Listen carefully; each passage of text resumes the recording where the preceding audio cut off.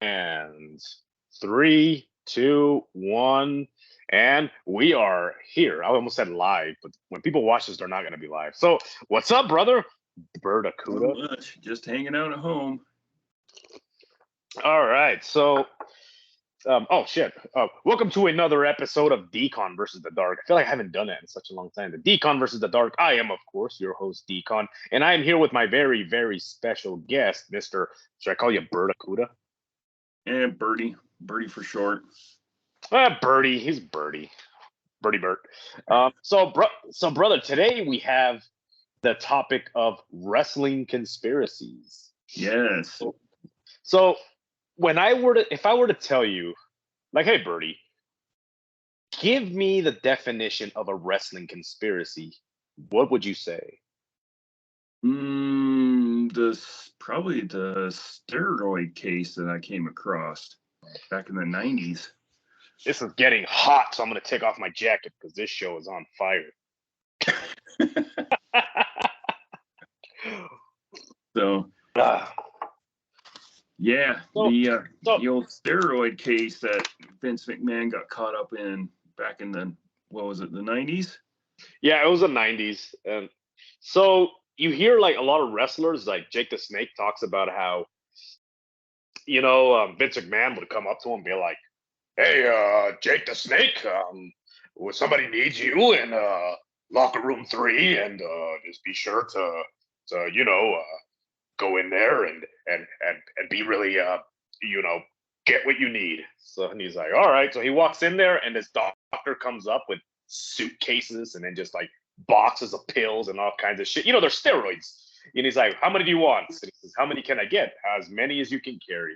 So Vince McMahon was a guy that, even to this day, well, I don't know what the hell he's doing now. I seen he has that weird pencil mustache, like he's some kind of Cuban drug lord, but he was. I haven't watched wrestling in years and years. He looks creepy. You could tell he had a facelift. Him and Stephanie McMahon, like I saw pictures of them recently, and they've gotten facelifts, and I swear Vince McMahon has gotten so many damn facelifts. I swear his ears touching the back. I bet. How old is he now? He's got, I don't know, like 150. I don't know. Yeah, probably. Oh my god, it reminds me of that one like Family Guy episode where they just like stretch him all the way back, and he's just like hogged. He's got these little things that tie him together, so he looks younger. Yeah, that's how he's like. Oh, back in the day, I wrestled Abraham Lincoln. Did you know that? Oh, Abraham Lincoln, you should meet my doctor in locker room 3. He's got some stuff that'll help you bulk up. But dude, so that whole thing with the steroid scandal, man, that was crazy because he could have been facing jail time, right? Lots of jail time. Yeah. If he was considered a pill mill, he was looking at a lot of time. A lot of those were from out of the country, weren't they? Like, weren't they getting them like from Mexico? And, yeah, the old Mexico fix. Yep. Yeah, those dirty countries. but what's crazy is I was looking into those kind of. I looked at a bunch of stuff, to be honest with you. There's like so much conspiracies out there, and I'm gonna break something to a lot of people out there. Wrestling is all an act. It's not real. How many people just spat their drink? What? No. It's all scripted, but the wrestling moves are real. Oh yeah. So really quick. So wasn't there like Jesse Ventura, which wanted to form a union, and he was gonna I don't know what the hell was going on, but in the end, didn't Hulk Hogan like end up like helping Vince McMahon like get out of the thing? He ratted out Jesse Ventura about the union, and he helped. Yeah, I heard about that. Yeah, he wanted to form a union because it was so one-sided or something like that, and Hulk Hogan ratted him out to Vince McMahon, and Vince McMahon just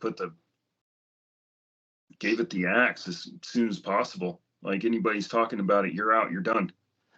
Yeah, he's like nobody's gonna, blah blah blah, like try to form a union here. Jesse Ventura still talks about that. He still talks about how Hulk Hogan betrayed him, and it's funny watching Jesse Ventura because people are like, "Are you sure that it was Hulk Hogan?" He's like, "Where were you? Were you there? Did you know that I'm the governor? Well, I was the governor of Minnesota. Now I live in Baja, California. I live in Baja with 150 stray dogs. I taught them to be Navy SEALs and I feed them tortillas. You know, I and jumped in the ocean and I fought sharks. how And then when I beat them up and I put them in the 3 count, after they were dead, I threw them to the whales. I beat them 1, 2, 3. Where were you? How long can you hold your breath, though, Birdie? I can hold mine for 45 minutes. You know? But it's nuts because that wrestling industry, man, it's such a my eyes twitching. Jeez, am I having a stroke? So it's such a backstabbing industry. I mean, everybody was literally stepping on everybody else just to get to the top because that's where the money was being made. Here you have people that, dude, they were wrestling for 90 days straight, and no rest. And then it seemed like the superstars, the people that were making the most money, they got the nicer treatment. They got the first class tickets. You know what I mean? Yeah. Triple H, I ran across something about Triple H stopping Kurt Angle's rise to the top for a while. So Kurt Angle was like, he was going fast up the ranks, and then Triple H was just like, no, we're going to put a stop to it.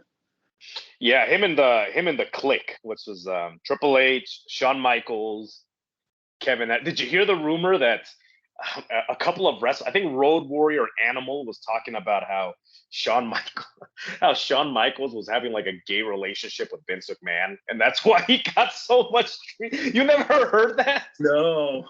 That's what I heard from all these. I said they were talking to me like you were having like Hulk Hogan. Let me tell you something, brother. Did you know that Shawn Michaels, he was sleeping with Vince McMahon?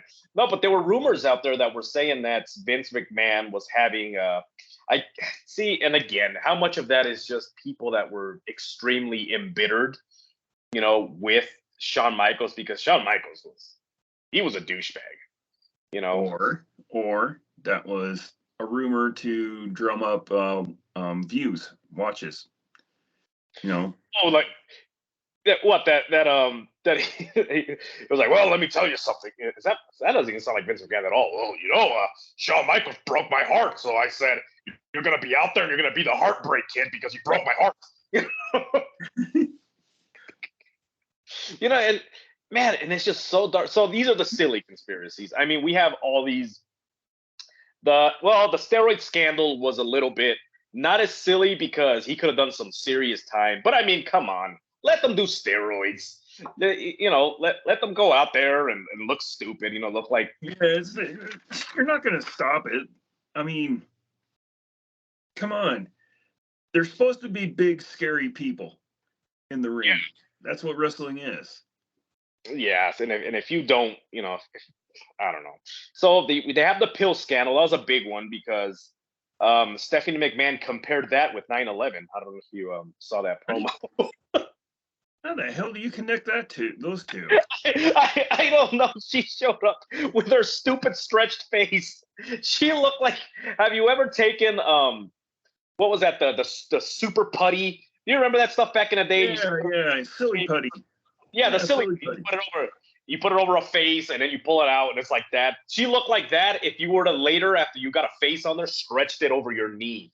That's what her face looked like. But anyway, the point is that she was out there and it was and she said, somebody tried to destroy my family back in the 90s with the steroid scandal. And just like the family of America, these terrorists try to do the same thing in 9/11. It's like, ooh, somebody is I hope she didn't throw her back out with trying to reach like that. Jesus. I hope she did. Damn, Stephanie. But speaking of Stephanie, there was that rumor that her and Macho Man were you all right? What are you doing? Yeah. Oh, that her and Macho Man were having an affair, and she was like 16 or 17.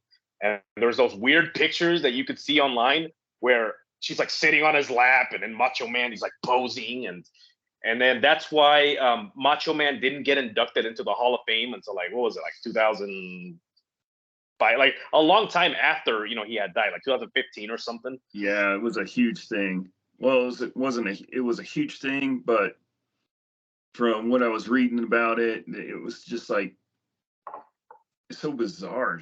There's like some kind of miscommunication or something like that. She was like, "Oh, I like Uncle Randy," and the rest of the wrestlers is like, "No, Randy, stay away from her, Randy, stay away from her. Oh, come on over here. Eat your Slim Jims over there. Don't go near her. I swear to God. Come over here and bite my Slim Jim. Sit on old Uncle Randy's lap. Oh, yeah. That's hurt my lungs. That is crazy. Oh, yeah. This is what we're going to do. It's just, it's crazy because then, like, when you, there may be no basis in that rumor, but when you start thinking about it, I guess it is kind of weird that around the same time that these pictures came out and the way that Stephanie would talk about, about Randy Savage and, other wrestlers would say that she would like hang on him, like, and it wasn't like she was a tiny little kid. She was still a kid because she was, a teenager, but still like old enough for like, yeah, you should know better. And then around that time, like Macho Man leaves or gets shit canned, whatever the hell happens, and then you couldn't mention his name around Vince, and then. Oh yeah. That he got that Slim Jim offer and then he went to WCW and Vince tried to keep him around for the money from the Slim Jim thing, but he already bounced. So Vince was pissed. That's a lot of money. Oh, those commercials were the best because there was, man, maybe I have like a false memory when it comes to this kind of stuff, but I remember there was a commercial where they're at a wrestling event and this old lady, she's like, "You stink, Savage," and he's like, "What'd you say, lady?" And he like snaps into a Slim Jim and he picks her up like over his head and he's like spinning her around and it's like, man, like, could you imagine doing a commercial now where you're beating up the elderly? No, I kind of remember that, but I kind of don't. It sounds familiar. I'll have to look it up. Yeah, she was like, "What'd you say, lady?" And he like gets in her face. I'm like, dude, if they did that now, I would watch a lot more TV. I think that we need to sometimes beat up the elderly. 90s commercials were wild, man. They were out there. They were the best, dude. And what is that? Damn. And there was some conspiracies too with John Cena.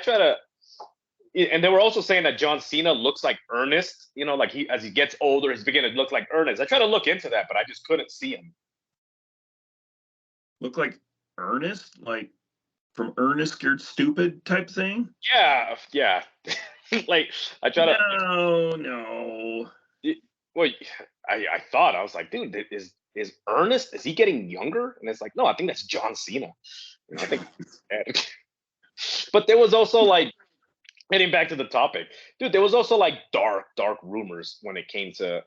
See, there's so many. Okay, so we can get to the dark stuff. So one of the dark rumors was that, for those of you not familiar, do you have the story of the Chris Benoit, like what happened with his family? No, I don't have that one. It doesn't matter. I'm going to go off the memory, and it's probably completely off, and it's much better that way, anyways. So. Chris Benoit, I guess, was supposed to appear at an event at some kind of my face is so stupid. Anyways, he's supposed to appear like at some kind of special main event of some kind. He doesn't show up. He texts Chavo Guerrero, and he tells Chavo like because Eddie Guerrero was like really good friends with Chris Benoit, and before Chris Benoit died. Eddie Guerrero ended up dying. And I guess that Chris Benoit didn't take it very well. I mean, it got to the point where Chris Benoit would go to Vicky Guerrero, which was Eddie Guerrero's wife, his widow, over to her house. And he would go to the restroom. He's like, I got to go to the restroom, and he would go. And she would go into the room, and he was like smelling Eddie's pillow and crying, So I guess that he didn't take that very well. So, like, obviously, it was his best friend. He would cry and he'd curl up into a ball in his bed and like can you imagine you know, like a grown man that is like not family, just smelling your pillow and curling up in your blankets. I don't know, man. That sounds like some serious head injury or something like that. And Dude, that sounds like what Shawn Michaels and Vince McMahon were accused of being. yeah, it's just they get those head injuries because that reminds me of you heard of the Billy Jack conspiracy? It's kind of the same thing. It's he was a wrestler big time, and he disappeared in April of 2020. Nobody knew where he went, but he was implicated in well, he wasn't implicated, but he kind of said that he was involved in a murder of the Kevin Ives and oh, I can't write. And Don somebody 16. They call him the Boys on the Tracks case. He said he was involved in that, and then he implicated Bill Clinton, and I heard of of course, Of course, Bill Clinton's involved. What is it? Wasn't there like a was there a phone call or something that was played? Somehow it linked into Bill Clinton. I don't know. Yeah, that sounds about right. And then his last nobody knew where he went for a while, and he put out a tweet that said, "Please stay safe, healthy, and love each other," something to that effect. And then nobody heard from him again. So he just up and disappeared. Damn, Bill Clinton was probably like on his porch just waiting for these boys. Like, where's that pot they promised me? I was supposed to have a ounce of pot and some cocaine by 6 o'clock, and they're not. Big Mac attack! Woo! Oh, ooh, ooh, ooh, and then Hillary Clinton's in the background just. Oh, Demon hissing at everybody that's yeah, walking by. yeah, it's like, oh, what the hell's going on? Oh, that's the Clinton's house. Oh, okay. But damn. So, anyways, so back to the Chris Benoit thing. So that there was a couple of things that were really weird that I found with that case, because one of the things was that when Chris Benoit, when he died, it took them, I think it was a couple of days for them to figure out it was a murder suicide. They thought that he just died, you know. So when he died, you know, WWE, they did a tribute to like Chris Benoit, like, and all the wrestlers came in. They did the thing where it's like we need a moment of silence, a 10 seconds moment of silence, and everybody like bows their head really quick. I always want to be that guy to where they're like, we're gonna have a 10-second moment of silence, and then everybody bows their head, and like right when like when the 3 seconds are almost up, I go ah like really loud as everybody's quiet. But anyway, so they did the whole moment. It's like, damn, Birdie. So, it's like this whole moment. So they did this whole moment of silence, whatever. So then that later that day after the show, if you were to go to the Wikipedia of Chris Benoit, it actually says murder suicide. Like before it was announced, like it later it came out a couple days later that it was a murder suicide. And then Vince McMahon and they decided to take the decision to like erase him from like the history of wrestling, you know, like anything Chris Benoit, get rid of it, send it to the shredder, you know. So, but it's just so crazy that day before anyone knew anything, and this, I guess that this person, that was that posted that Wikipedia thing was from Connecticut, where like Vince McMahon is from, you know, and like where he's residing. So it's just like so weird that somebody would know something like that. Either that, or it's like a ridiculous coincidence that somebody were to say something like that. Yeah, I don't know about that. That's fast. That's like almost insider information that all of a sudden they just like murder suicide like that fast, Yeah, and nobody like yeah, not even the coroners, you know, were, you know, you know what I mean? It's like it's so odd, and there is a conspiracy like with a couple of things. Okay, so I'm all over the place. So when Chris Benoit no showed and he said, "Hey, you know, he said this to Chavo Guerrero, by the way, you know, who's Eddie Guerrero's nephew, who was also a wrestler. He sent him a message, you know, saying something like, "Hey, I love you, you know, I'm always thinking about you, you know, blah blah blah, whatever the hell it was." and then there was a phone call basically telling him that he loved. Could you imagine if Chavo Guerrero didn't know what was going on? He's like, hey, enough with that gay shit. You know, like there's already rumors about Shawn Michaels. You know, you know, but so this is what's crazy. So there was the text message um, with Chavo Guerrero from Chris Benoit's phone, and then he talked about the conversation. There might be interviews about this. I just read it, but there might be interviews where he talks about how when it sounded kind of muffled, almost to the point where it wasn't like Chris Benoit's voice.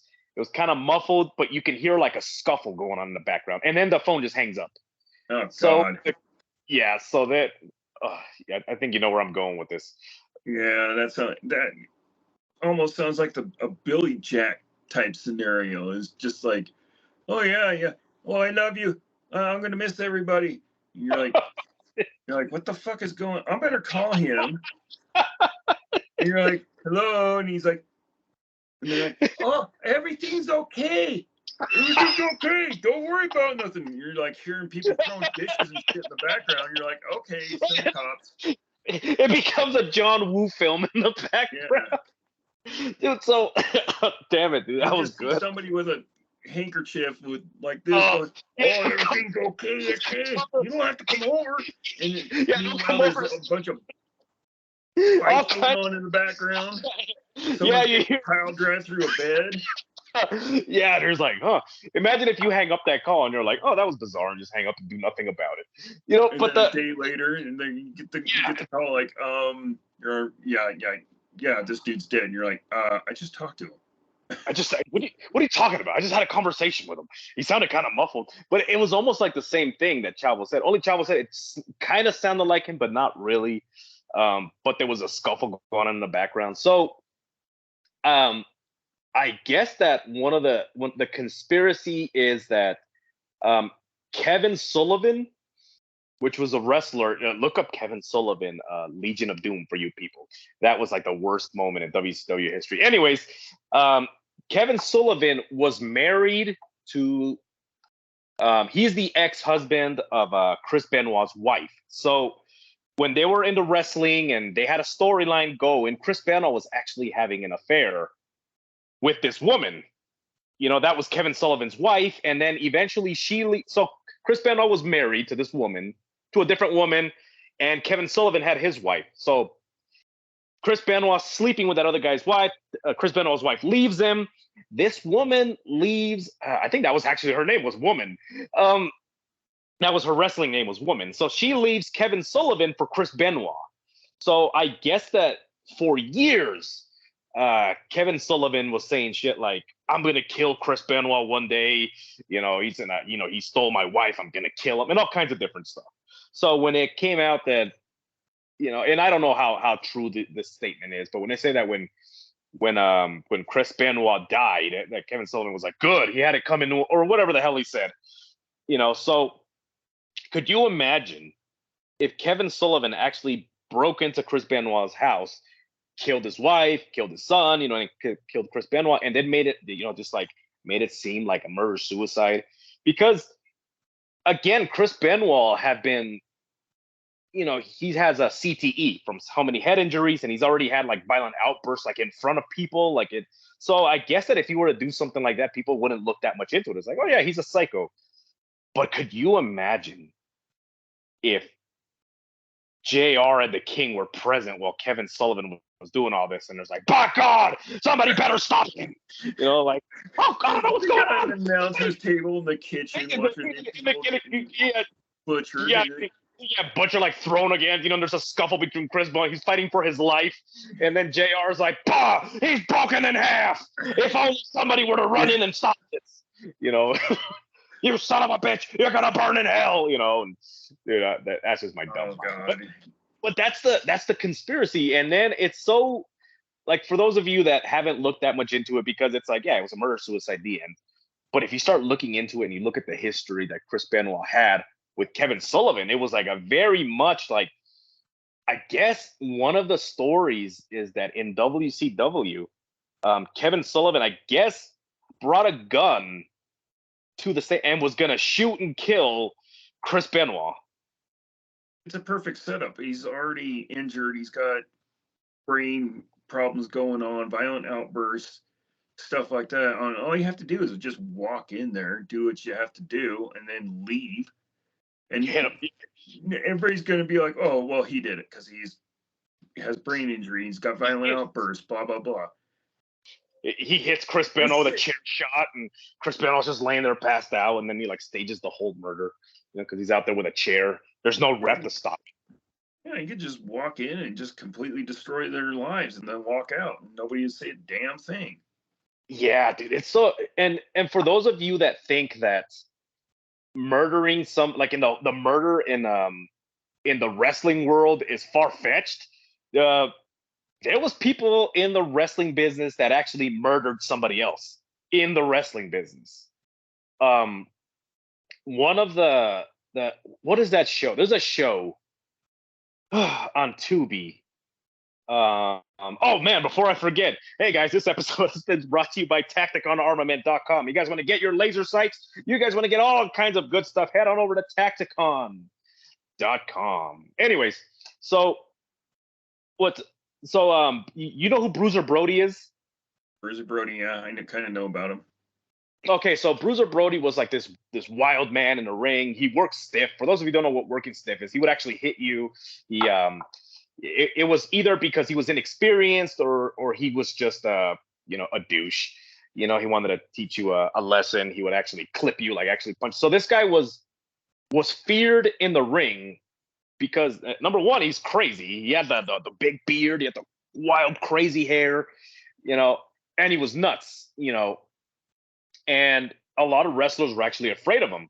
So there's a story. Well, okay, so we have two versions of this story. We have the Hulk Hogan version, which, for those of you that don't know, Hulk Hogan tells a lot of lies.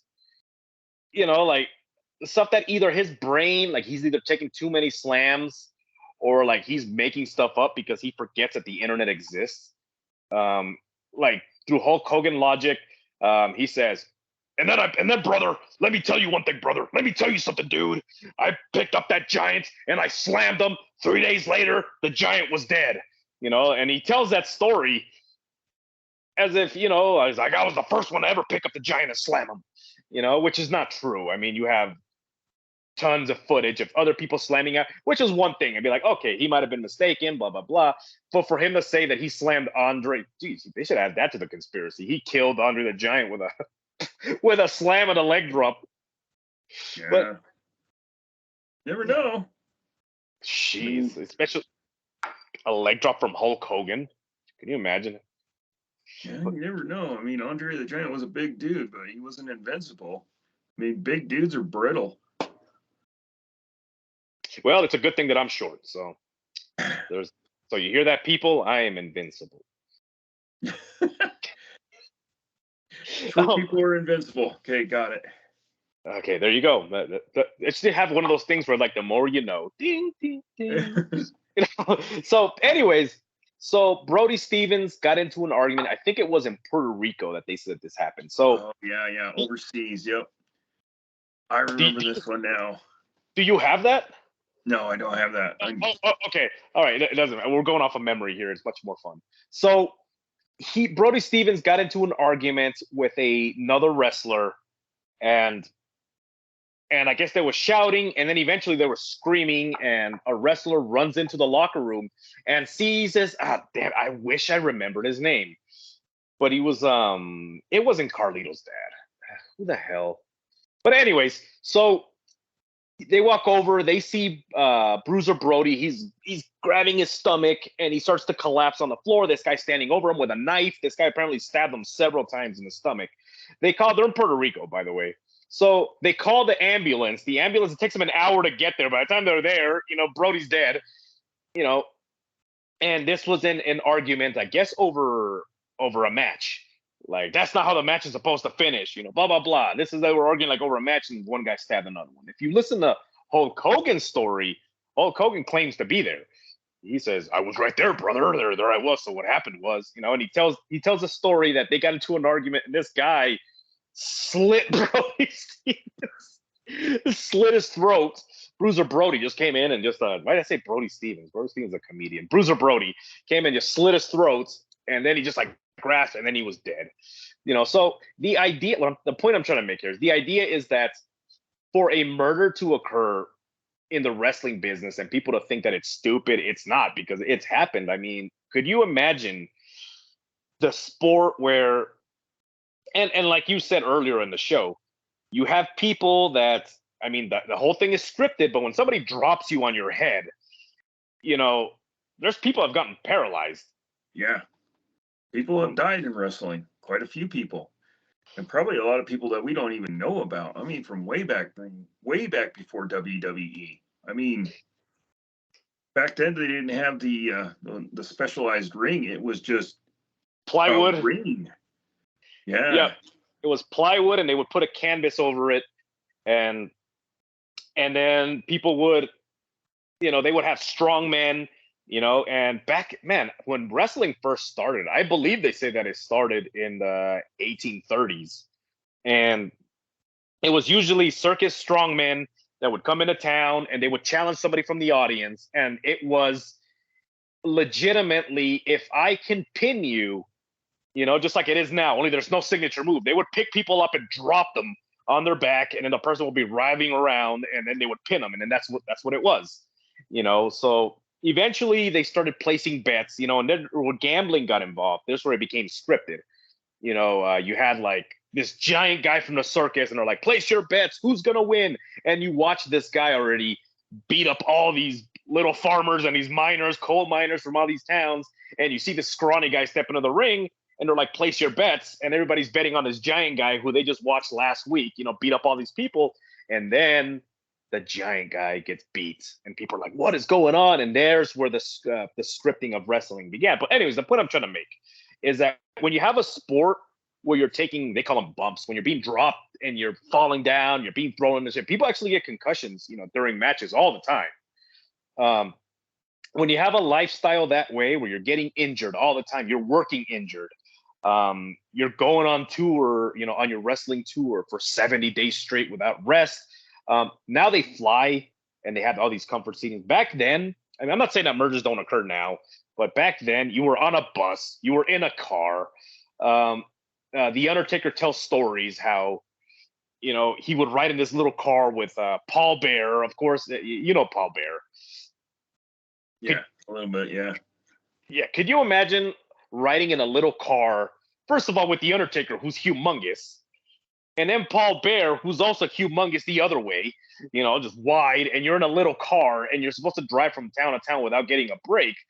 Like, that's got to do something to you psychologically. Yeah.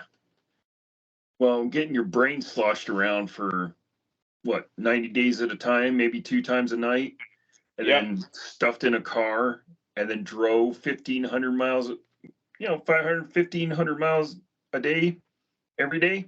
Yeah. With some dude that you might not like. Yeah. But you're stuck with them.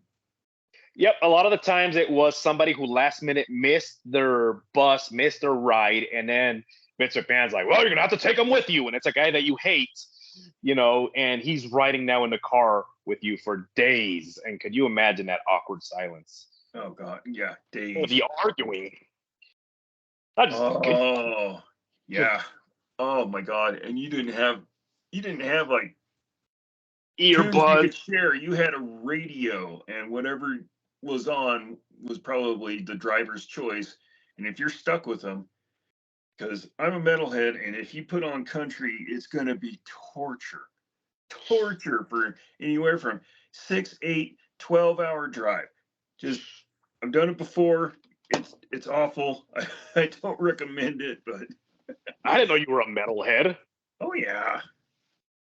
Well, I listen to a lot of stuff, but I like heavy metal the best. Like Metallica and all that fun stuff. Metallica, Megadeth, stuff like that. Yeah. Yeah, and you don't like the country, so. Oh, I like country now. And it's just when you're a kid, you were force fed that. Yeah, mom's music was classic country back in the day. It's like, there I was, and I was riding my flag while I'm cleaning my truck with my hunting dog. Yeah, pretty much. Yeah. And you're like, I heard the song 3 times. Conway Twitty, the Oak Ridge Boys, Reba McEntire, the Judds, all them. Oh yeah, being stuffed in the car for 12 hours in the summertime, going through Death Valley to get to California. Death Valley. Don't recommend it. You were going to Death Valley. What were you doing in Death Vally? Were you visiting You have to go around Death Valley to get to Reno. Oh, okay, good. Did you ever meet the Undertaker? You know, he's from there, according to his. No, probably not. Probably at the gas station, just like, if the gas prices keep going up, I'm gonna tell you, Joe Biden, you will rest in peace.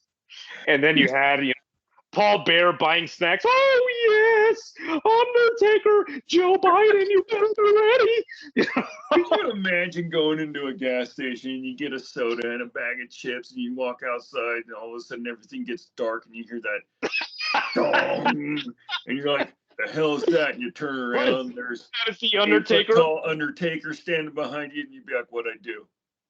Oh no! Next thing you know, is you get tombstoned in the parking lot. Yeah, it's hell in a cell. You're like, not again.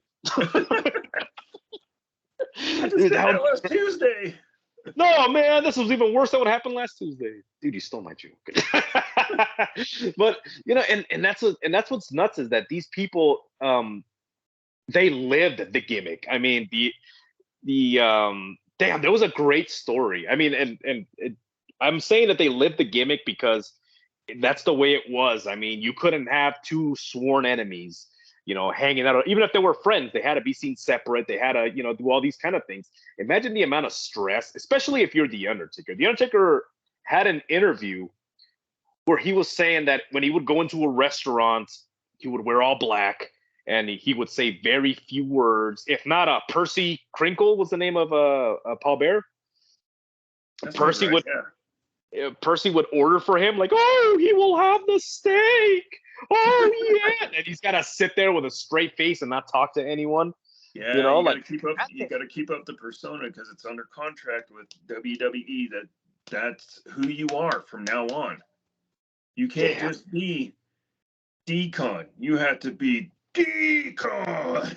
I walk in there and I'm just like, hey, everybody, welcome to another episode. They're like, what are you doing? This is a library. But yeah, you had to live that persona. What if this is my persona, and what if this is my character, and I'm not really like this? Anyways, so just the added stress of keeping kayfabe. Bret, I think it was Will Sasso, told this story about Bret Hart, how they were going to do some kind of program together. Like they were going to wrestle on TV. Will Sasso, the comedian, versus Bret Hart, the actual wrestler, and he's like, hey, I'm gonna go to this bar and I'm gonna drink for a little bit. Do you wanna go to this bar too? And he goes, yeah, I would love to go to the bar. So he says they're getting out of the car, and he's like, what are you doing? He's like, we're going to he's like, no, I'm gonna get out. I'm gonna go in. 20 minutes later, you come in, but we don't sit anywhere near each other. He says, but what are my friends? He's like, I don't give a shit what you think that everybody thinks. I care about what everybody thinks is actually going on. And he's like, what? And he goes, yeah, so I'm going to invite you to a drink. I'm going to give you some money so you can buy yourself a drink. This is me buying you a drink. You sit on the other end of the bar and you be scared of me. So he's like, it was so, why? That's such a dick move, but God, you gotta keep up appearances. That's the thing. That's the brand. You got to keep up with the brand, otherwise. Yeah, dude, there was a great story of do you remember Hacksaw Jim Duggan? He used to come out with a 2x4. He was swinging the 2x4, and he'd hit everybody with a damn 2x4. So there was so him and the Iron Sheik were feuding. They were they were the big rivalry. Hacksaw Jim Duggan, a huge patriot, come out with a flag, come out with a 2x4, and it was 4th of July whenever the hell he was around. So you have Hacksaw Jim Duggan, and here you have the Iron Sheik, which was this like pro-Iran, anti-American, everything. But in real life, they were really good friends. So one day they were partying really hard. And for those of you that partying and you're a wrestler in the 80s involves a lot of cocaine. So Yeah, yeah, and a lot of booze and a lot of pills. a So lot of booze, a lot of pills. That sounds worse than what happened last Tuesday. Anyway, so they were driving together to go party, and they get pulled over by the police. They find the coke, they find the booze. They're both hammered. They both get thrown in jail. It comes out in the newspaper that these two wrestlers were arrested for drug and alcohol, driving while intoxicated. Vince McMahon Sr. threatens to fire them, not because they were drinking and driving, not because they were doing drugs, but because they were seen together, and they were, and then they had to make up a story of what happened, what happened, and then the story goes that Hacksaw Jim Duggan knocked out the Iron Sheik, threw him in the car, and was gonna frame him to get him put in federal prison, and then everybody's like, oh, okay, that makes more sense. Why? Yeah. No, it's not just two dudes that went out and partied together and got busted. No, they got to make some kind of like weird story. Scenario. Yeah, and there was also a famous story where we got away from conspiracies because this is just so fun. So there was a famous story where they walk into a bar, hoping that they don't get recognized. So they're sitting there and they're drinking together, and somebody recognizes them, and they're like, "Hey, it's Duggan." Like, "Hey, Hacksaw, what's up, Hacksaw?" And starts talking to him, and then he's like, "Oh, how you doing?" And he's like, "That's the Iron Sheik." And then once they realized that they were made, like, "Oh man, they know who we are." They immediately started throwing punches at each other, like, "What? Iron Sheik? I didn't know that's who you were." And they start like actually hitting each other in the bar just to keep the roost going. Yeah, yeah. That can be a whole conspiracy thing on itself. Is just like keep the brand going. Just don't let people know that you're friends with another wrestler, even though you're supposed to hate them. Yeah, dude, but that sounds like so much more fun. Like I miss that. Like nowadays they have the Twitter where you're tweeting at people, and now whenever something happens, people know immediately, and they're like, yeah. As soon as it happens, it's on the web, so forget it. So you can't do those fun things anymore. I mean, I miss the days before there were cell phones and you could hit somebody with a chair or a stick, and it took like 50 for the cops to get there. nobody recorded there to take a picture of your license plate. Yeah, you could do some wild shit back in the 80s and get away with it for sure, but not nowadays. No, as soon as you like decide to, I don't know, tackle somebody in the store and jump off the top of the shelf in the convenience store and give them an atomic elbow, it's right there on social media 5 seconds later. They're like, "Oh, guess who I saw giving an atomic elbow to old man Lawrence?" Who was it? It was Birdie. And Birdie, he had it coming. Yeah, well, yeah, he had it coming. We're sworn enemies, don't you know? And what's another? What's another conspiracy that was pretty big? Oh, Jimmy Superfly. Yep, Jimmy Superfly. Yeah, that was another one. His apparently his wife at the time suffered some kind of head trauma, and cops were called. They showed up. She passed during this whole event, and all of a sudden Vince McMahon shows up with a briefcase full of cash. Yep, with a briefcase. Yep. And then, of course, Jimmy forgets how to speak English to the cops. Yep.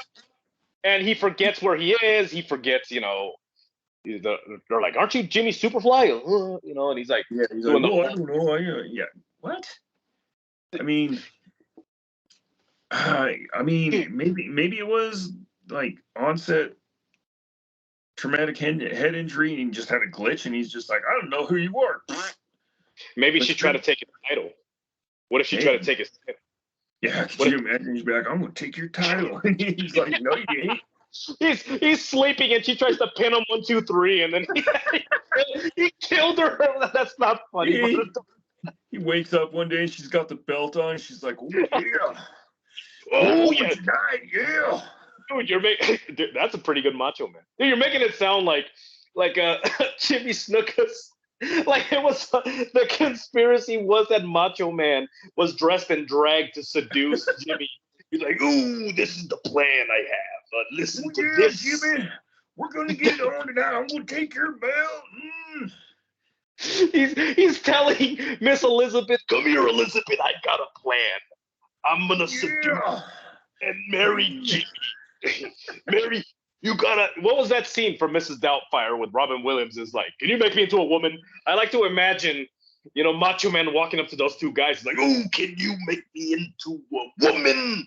And yeah. And that was his plan on taking the title. But I don't know, man. I wouldn't put it past Randy for that. That might work, actually. Well, yeah. Have you heard the story of Macho Man and Jake the Snake when they were going to wrestle? Jake told this story about how they were going to wrestle, and with Jake, with his Jake Roberts, his snakes were not defanged. They didn't have they actually had the venom glands taken out, and they replaced them with silicone because a venomous snake, will actually regrow them, the venom sacs. So they do surgery on all the snakes. So they still have teeth. So for those of you who think they're defanged, like they weren't. His cobras had teeth. His python had teeth. And so then they're supposed to wrestle, right? They're going to wrestle for the Intercontinental Championship. And then Macho Man comes up to Jake, and he was like, tonight we're going to wrestle for this title. Can I ask you a question? And he's like, yeah, what's up? And then he's like, your snake, has it or hasn't it been fixed? He says, fixed? What are you talking about? Poison. And he's like, oh, yeah, it doesn't have its venom glands. He says, if we're going to do this snake has to bite you now. And he says, what? What are you talking about? Oh, I can see it now. He says, how did he put it? He says, a Macho Man bit by the snake, dies, Jake's the champ. And then he's like, so then he has him basically, he wants Jake to be bit by the snake. And then he's like, don't take no pills, don't take no anti-venom. I want to see that poison go through your body. So he says he allows the snake to bite him. He bites him in the leg, and then they wait 10 minutes, and he's like, I guess you're going to be okay. Oh, yeah. Can you dig it? Can you dig it? Let's go. And then he goes, because he was paranoid that day. So there's footage where a snake, so he said, the way that Jake put it, he was like, oh, you just wait. So they're in the ring, they're wrestling. He gets Randy tied up on the ropes. So he says, so I took this cobra, and he says, I start paintbrushing this cobra, and now this cobra has his mouth open. He's ready to bite anything, and I throw it on Macho Man, and it bites down. He said that it bites down on his arm, and you can actually go on YouTube and watch this. So he bites down on his arm, and you watch blood squirt everywhere. And he says that he pulled him off, and he says, and I was so pissed off, I threw him back on there. So I went and bit him in the bicep again. But I mean, this is the kind of craziness that was going on back then. I mean, geez, can you imagine you're a wrestler, there's a gimmick where a guy has a cobra, and you have to worry that this guy's going to kill you and take your title? Yeah. And could you imagine them not informing you that the snakes haven't been fixed? So you're like, I'm dealing with a dangerous animal. Yeah. And you get tied up in the ropes, and here comes the cobra, and you're like, oh, I guess I died today, whatever. Well, yeah, I mean, and there was rumors of it even back then. I mean, wrestlers, especially cocaine-filled wrestlers and booze and pills. Yeah, it had to be a party scene all the time and intense all the time. You can't drop character all the time. You have to rep the brand all the time. That is just stress. Yeah, it's not just it is stress, and it's like, what am I doing? At some point, you got to understand. Like, if you're what was Shawn Michaels' partner before he went to WWE? Jannetty, Marty Jannetty. They were the Rock and Rollers. Shawn Michaels got skyrocketed probably because he was sleeping with Vince McMahon. He got rocketed to stardom, and then Marty Jannetty was just left behind. And you got to imagine, if you're this guy and you're going through these regiments and you're not resting, you got to keep your gimmick up, and then in the end, you're realizing that they're going to fire you pretty soon because no one likes you. Can you imagine the kind of stress that puts on you? Yeah. And once you're done, unless you can get hooked up with another company. Yeah, even if like ECW or AEW, they don't pick you up, you're done. It's finished. It's over. Yeah, your And that's career of gotta be you have to that's probably weighs on their mind all the time too. Like I'm gonna be broke and homeless and that's it. It's done. It's over. God, couldn't and imagine. and what skills do I have Yeah, besides wrestling? You know, yeah. Bodyguard. That's it. yeah, even then, I mean, Security. security. That's it. But then you get old, and then you realize, dude, and your joints are all messed up because of how many bumps you've taken. You can barely stand up. They're talking about Hulk Hogan, how he used to be 6'9", like back in Yeah. his prime. And if you watch the movie Rocky, but then again, Sylvester Stallone was like what 5'7", But if you watch him in Rocky 2, and you will see how big um, Hulk Hogan was humongous. But I guess and it wasn't even like getting slammed. It was the stupid leg drop, running up and like jumping in the air and landing on your ass with that leg. Such a toll on his spine that they started to take out his discs, and now he's 6'4" Yep. because his Yeah. spine's been. You naturally shrink anyway with age, but if you're constantly jumping in the air and landing on your ass and crunching your spine, yeah, you're gonna shrink. I mean, I lost an inch. I went to the doctors. I'm usually 6 foot tall. I went to the doctors and got my height taken, and without shoes on, and I lost an inch.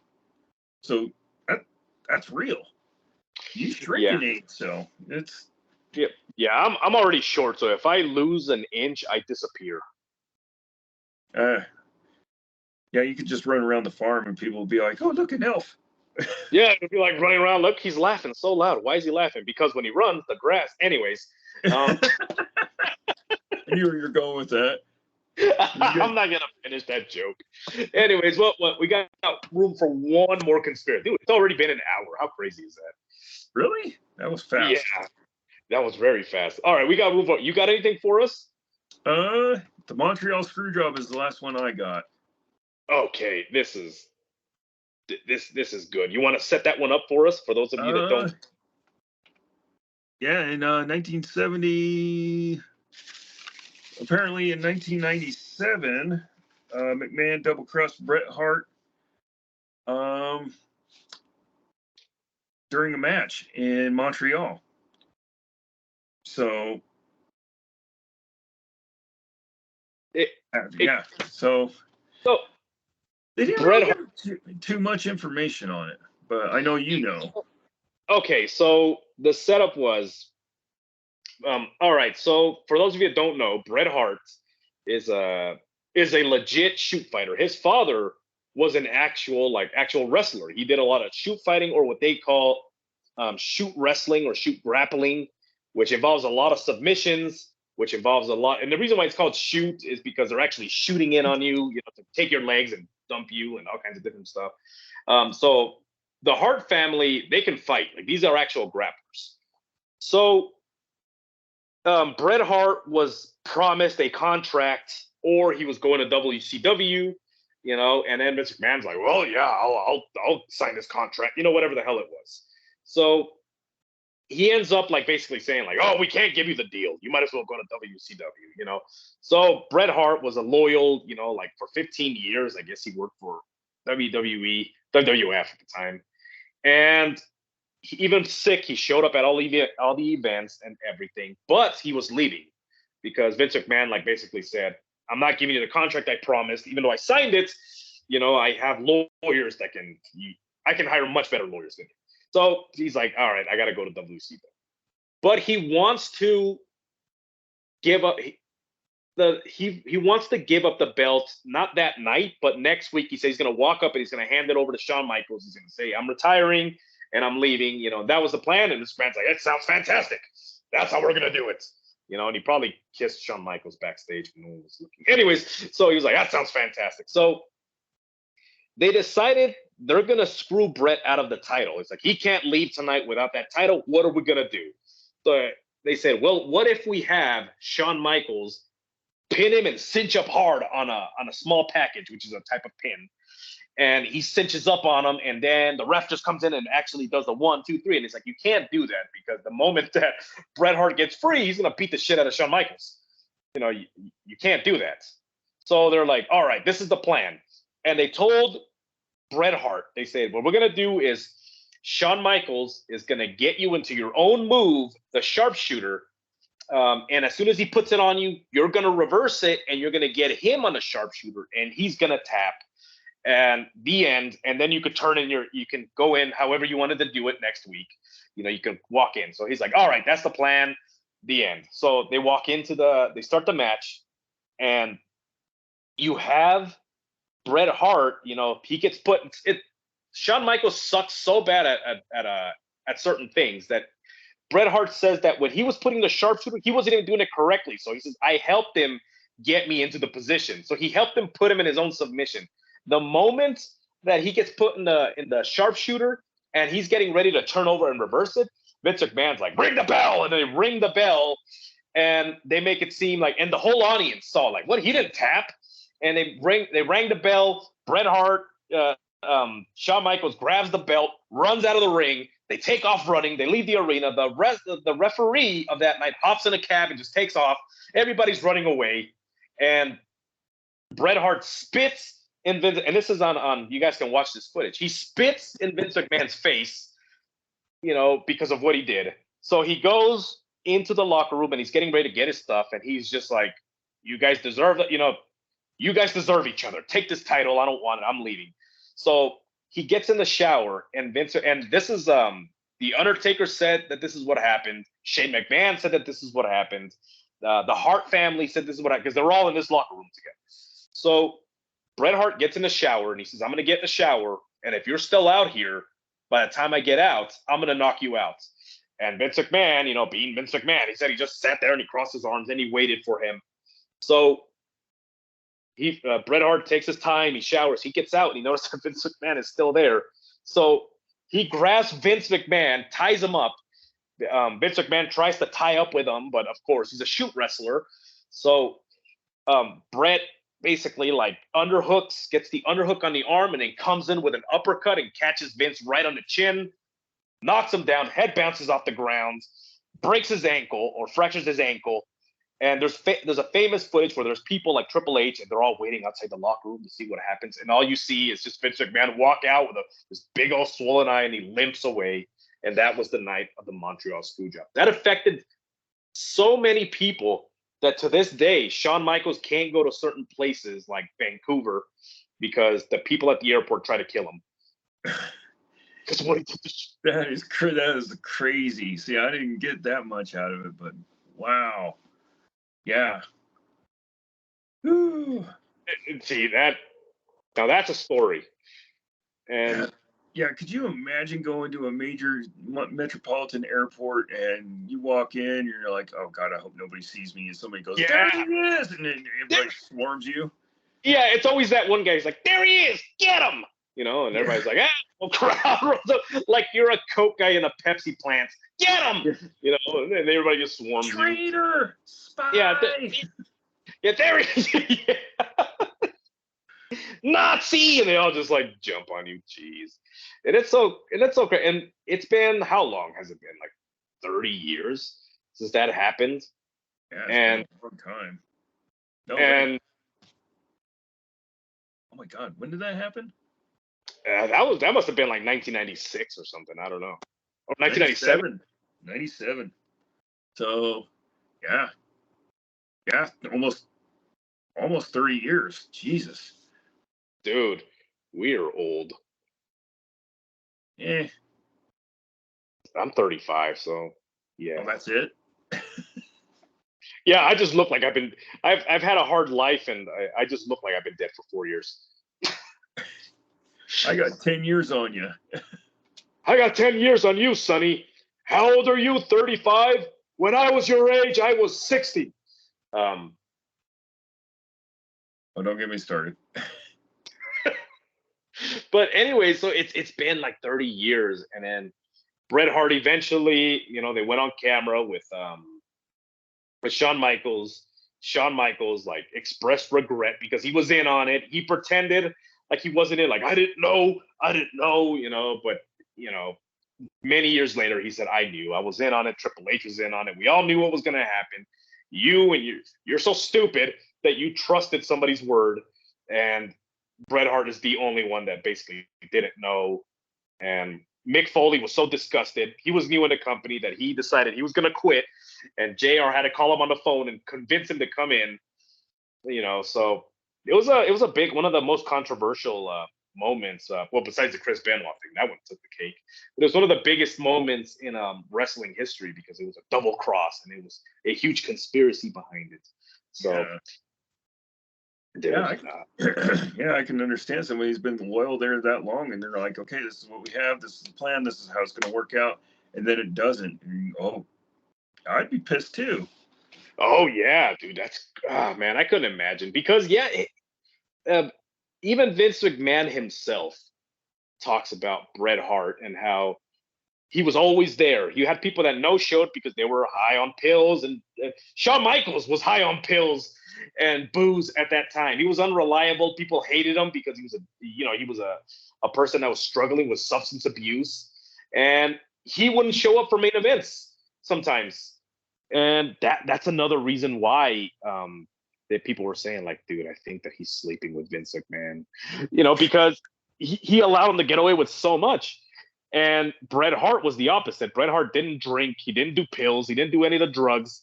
He had his family. He showed up when he was supposed to. He showed up early, and he ended up getting screwed in the end. So there you go. Yep. Where's the justice?